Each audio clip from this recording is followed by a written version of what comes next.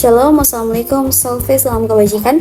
Perkenalkan, nama lengkap saya Quincy Pauline Sasenidi, kelas 6A dari jurusan Administrasi Bisnis Prodi Manajemen Perusahaan.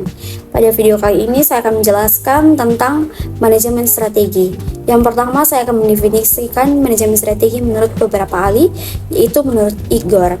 Menurut Igor menjelaskan bahwa manajemen strategi sebagai analisis logis bagaimana perusahaan dapat beradaptasi dengan lingkungan, termasuk ancaman dan peluang dalam berbagai kegiatan. Selanjutnya, menurut Bambang Hardiadi, menyatakan bahwa manajemen strategi adalah proses sistematis yang dilakukan manajemen untuk merumuskan, mengimplementasikan, mengevaluasi strategi dan dengan tujuan untuk visi dan misi organisasi. Manfaat dari manajemen strategi. Manfaat utama dari manajemen strategi yaitu menjalankan manajemen strategi adalah agar bisa membantu perusahaan dalam membuat strategi yang lebih baik dengan pendekatan yang lebih logis, rasional, dan sistematis untuk setiap opsi yang nanti akan dikemukakan. Perusahaan yang menggunakan manajemen dan sistem perencanaan yang baik menunjukkan peningkatan yang lebih signifikan dalam hal probabilitas, produktivitas, dan penjualan. Selain itu, manajemen strategi mempunyai manfaat lain, yaitu memberikan pandangan orang objektif, menekan dampak perubahan, membantu memilih keputusan yang benar, mendesain kerangka kerja, dan memberikan pendekatan yang lebih kooperatif. Tujuan utama manajemen strategi yaitu memberikan arah dalam mencapai tujuan, menjaga kepentingan berbagai pihak, mengantisipasi perubahan, aktivitas efisiensi. Tujuan-tujuan ini memberikan gambaran bahwa manajemen strategi tidak hanya terfokus pada pencapaian hasil jangka pendek, tetapi juga pengembangan berkelanjutan dan adaptasi perusahaan dalam jangka panjang. Selanjutnya kita akan membahas tentang tahapan manajemen strategi. Tahapan manajemen strategi dibagi menjadi 6 tahap, yaitu yang pertama, pengembangan visi dan misi, yang kedua, analisis situasi, yang ketiga, penetapan tugas strategis, yang keempat, formulasi strategis, yang kelima, implementasi strategis, dan yang terakhir yaitu evaluasi dan pengembalian. Selanjutnya kita akan membahas tentang pengambilan keputusan manajemen strategi. Dalam perjalanan menuju keberhasilan, suatu organisasi perlu melalui namanya langkah terstruktur yang disebut dengan proses manajemen strategi. Proses ini bukan hanya tentang sekadar penentu arah, tetapi juga merupakan peta jalan lain tentang bagaimana tujuan tersebut dapat dicapai. Proses manajemen strategi dibagi lagi menjadi beberapa tahapan, yaitu formulasi strategi, implementasi strategi, evaluasi strategi. Selanjutnya kita akan membahas tentang apa yang dimaksud dalam analisis lingkungan kerja internal dan eksternal. Bagian pertama, analisis lingkungan internal. Maksudnya adalah evaluasi terhadap faktor-faktor dalam perubahan yang dapat dikendalikan, mencakup kekuatan dan kelemahan perusahaan, seperti budaya terstruktur, sumber daya manusia, dan keuangan. Contohnya misalnya budaya organisasi, kompetensi karyawan, reputasi merek, arus kas, dan efisiensi operasional. Sedangkan yang berikutnya atau kedua, yaitu analisis lingkungan eksternal. Ini mencakup evaluasi terhadap faktor luar yang berada di luar kendali perusahaan, mencakup peluang dan ancaman. Contohnya yaitu tren ekonomi, kebijakan pemerintah atau hukum, kemajuan teknologi, persaingan bisnis industri, dan tren sosial budaya.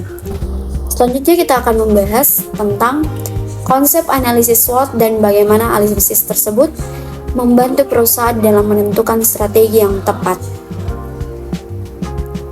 Analisis SWOT adalah alat perencanaan strategis untuk mengevaluasi kekuatan, kelemahan, peluang, dan ancaman. Bagaimana dapat membantu?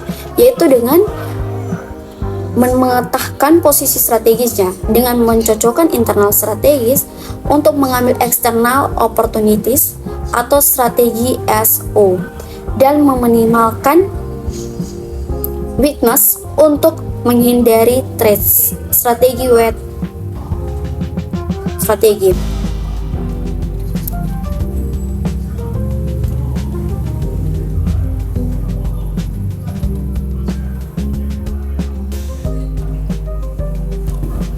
Selanjutnya kita akan membahas tentang perbedaan strategi tingkat korporasi, strategi bisnis, dan strategi fungsional dalam manajemen strategi.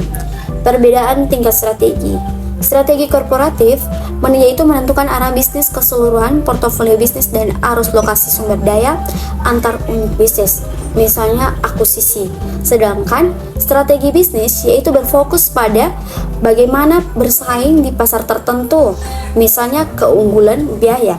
Sedangkan strategi fungsional yaitu strategi operasional pada tingkat departemen untuk mendukung strategi bisnis, misalnya strategi pemasaran, SDM keuangan, dan strategi operasional.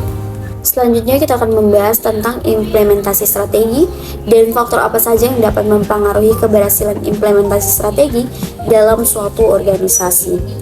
Implementasi strategi sendiri yaitu tahap menerjemahkan rencana strategis ke dalam tindakan melalui pengorganisasian, penganggaran, pengelolaan SDM, dan budaya organisasi.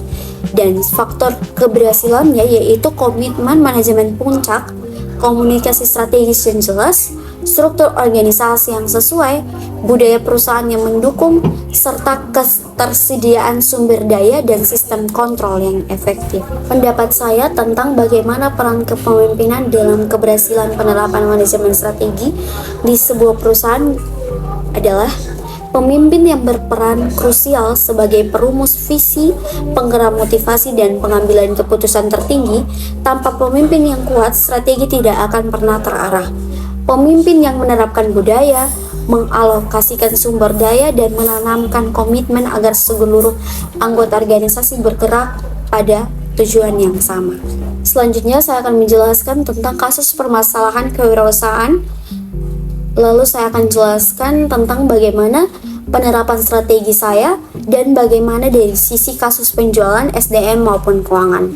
Kasus yang saya ambil yaitu sebuah kasus kopi desa yang mengalami penurunan penjualan akibat munculnya dua pesaing besar di lokasi di dekat mereka, serta masalah SDM yaitu tentang barista yang sering keluar atau resign.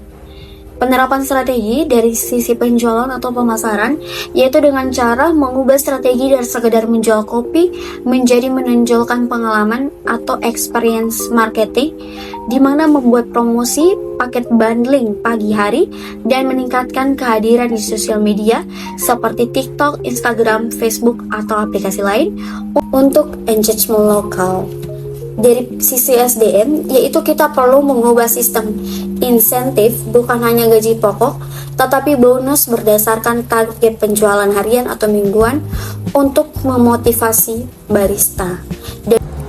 Dari sisi penjualan yaitu mengubah strategi dari sekedar menjual kopi menjadi menonjolkan pengalaman atau experience marketing, di mana membuat promosi paket bundling pagi hari dan meningkatkan kehadiran di sosial media seperti Instagram, TikTok, atau Facebook untuk engagement lokal.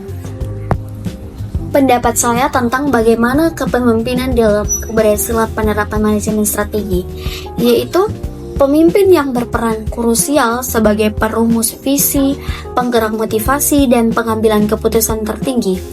Tanpa pemimpin yang kuat, strategi tidak akan pernah terarah.